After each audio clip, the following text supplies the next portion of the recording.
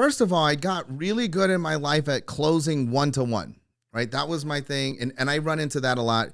People say, put anybody in front of me and I can close them. I realized that was not the most efficient and effective way to scale and make a lot of money.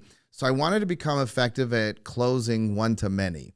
And it was actually last year's summer camp, I set a challenge for myself to close. And I know for a lot of experienced speakers out there, this is not a world record or anything. But at our event, I wanted to close $250,000 from the stage. And I took some training. I worked with Myron Golden. If anybody knows, Myron Golden is a phenomenal, an exceptional coach for speakers. And I prepped my presentation. And then on that day, we sold $350,000. And literally, my talk was 45 minutes. And then at the end, we had a call where we had maybe 5 minutes to close the $350,000. The walk us through it portion is very simple. My presentation, and I've realized that when having conversations with people, the key to effective closing is to actually handle their objections in advance. And so my presentation really hinged on undermining the objections that the people in the audience would have to engaging with me and demonstrating to them that those were faulty limiting beliefs. And it really didn't have very much to do with the actual thing that we were selling.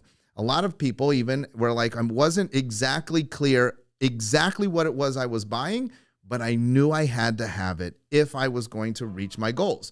And so I realized handling objections in advance, that is the biggest key to closing more individuals. Now, I'll throw in a little additional thing.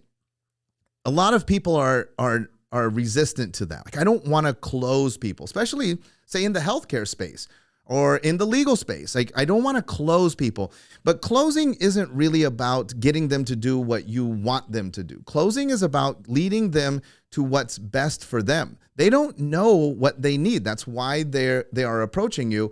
And it's your skill that actually determines. So I would say in the healthcare space, if I knew, Scott, that you needed to follow my instructions in order to live a happy, healthy life, or maybe even worse, maybe you were facing some sort of health issue that needed my intervention, but I was weird about closing you. And I was like, well, Scott, I mean, you could work with me or not.